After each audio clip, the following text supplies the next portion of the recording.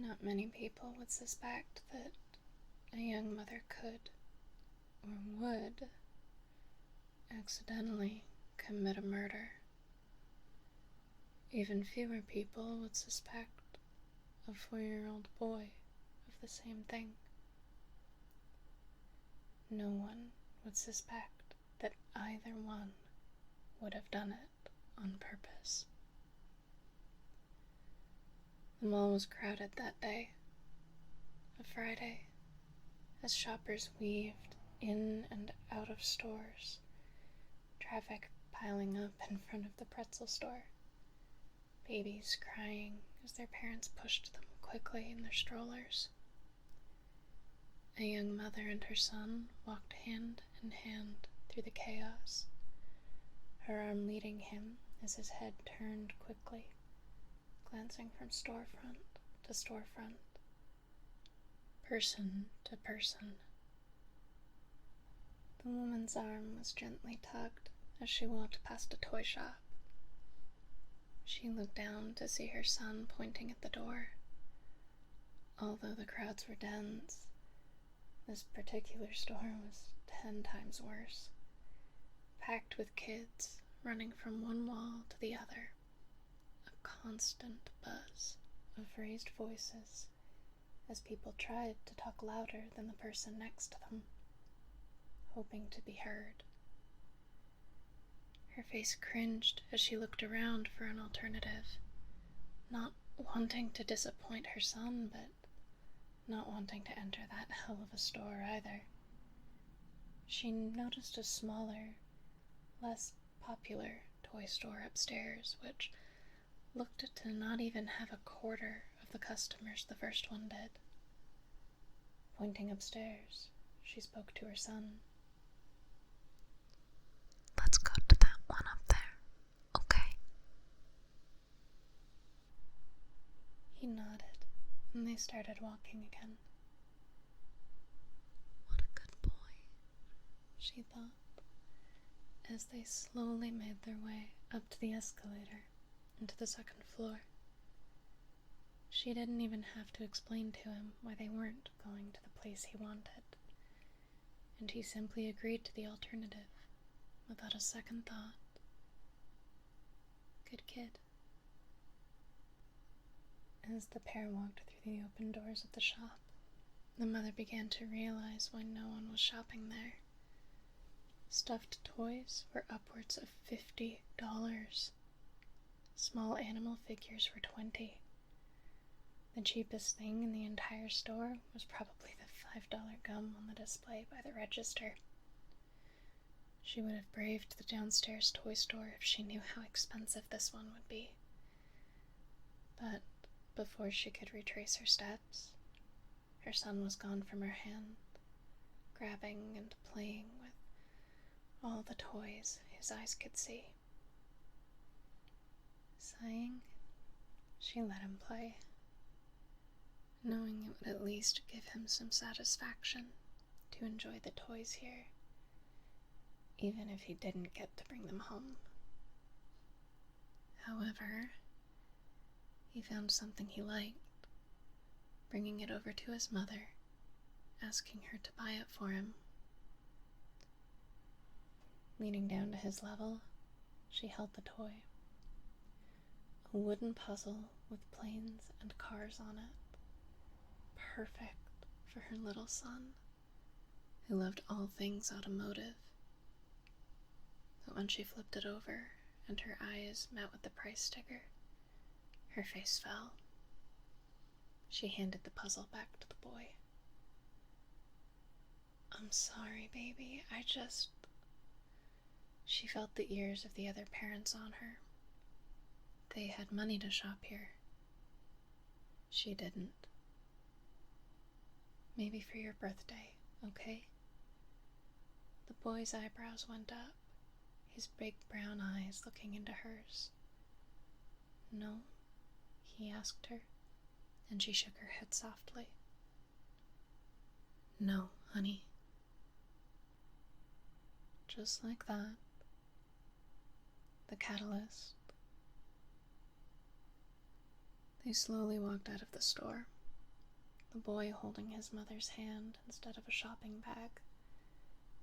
The feeling of disappointment radiated off of him, and the woman could feel it. It was only a puzzle. She felt guilty. The boy's grip began to tighten on her hand, and she stopped to bend down to look him in the eye, but she was taken aback by the look on his face. She had misread him. It wasn't disappointment in his eyes. It was anger. She held both of his hands in hers. Sweetie, do you want to go home now? If she were to be honest, she was the one who wanted to go home.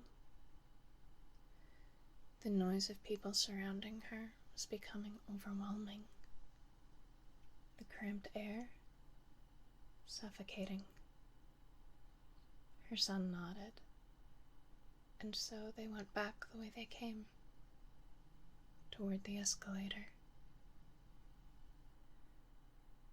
However, as the two were just about to step onto the moving stairs, a young girl who looked to be a bit older than the boy cut in front of them. She gave him a glare before turning back around. And then the boy saw it. His mother didn't notice. The girl that was now in front of them had 2 bags in each hand. One from the toy store they had just left, and one from the store they had avoided. No one was watching. The woman was busy watching the people downstairs walk about.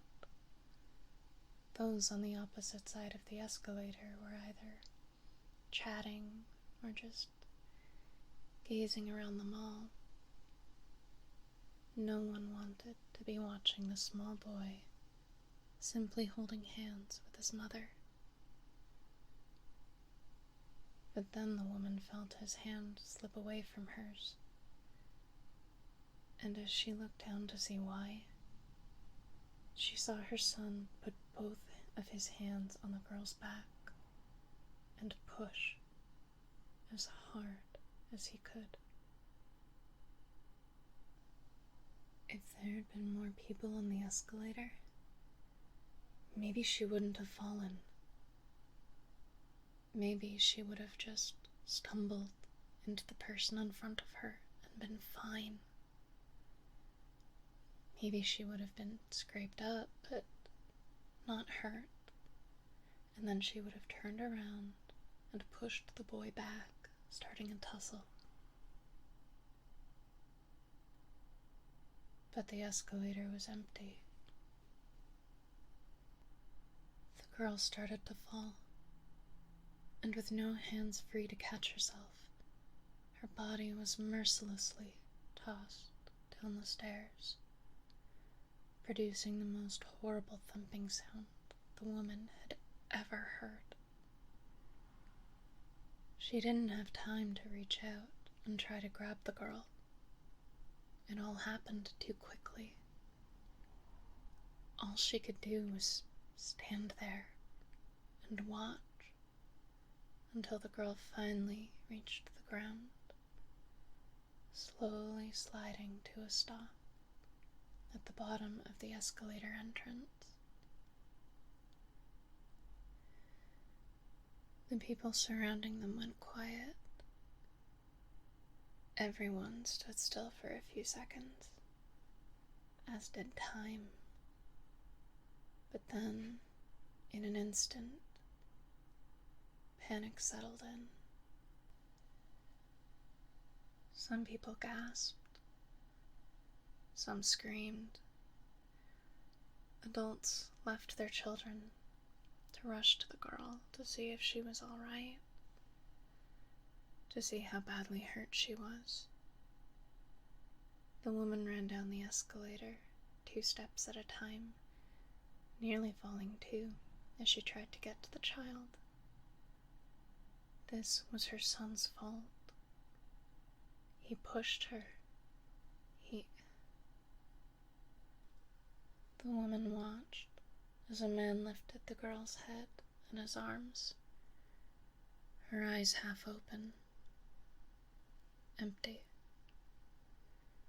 She watched as he pulled his head to her chest, and then his fingers on her neck, and then watched him almost recoil as the information reached him. She was dead. Eyes widening in absolute horror as the girl's body came into view, the woman joined the man on the ground, kneeling next to them. Her son, her child, had killed someone she was almost sure no one had seen. She barely even saw it happen herself. She felt a crowd begin to gather around them. Think fast. Burying her head in her hands, she started to sob, although no tears left her eyes. This is all my fault. Not loud enough. It's all my fault. She cried it, loud enough for those surrounding her to hear clearly. Digging her fingers into her eyes, she tried to make the tears come. She needed them to see her cry, needed them to believe her. Lifting her head up to the ceiling, rays of sunlight streamed through the mall's massive sunroof, landing beautifully on her cheeks, tears finally starting to fall. The people around her covered their gaping mouths with their hands, some coming over to put a hand on her back in comfort. To an onlooker, the scene would look like a piece of art, as if a painting from the Renaissance had come to life, like a prophecy this woman was meant to live. He was a child. He was her son. There was no way she could allow him to take the blame. Allow him to have this accident follow him for the rest of his life. Allow him to even know he killed another person. She would convince him it never happened. As he grew older, she would never speak of this day again. She would let it become a memory, so hazy in his mind, he would have no choice to believe it to be a dream. Perhaps it was her fault. Perhaps she should have taught him better, should have raised him to not react with violence, should have bought him the puzzle. But then again, he was a child, and she was his mother, on her knees weeping in front of a girl whom he had pushed and killed.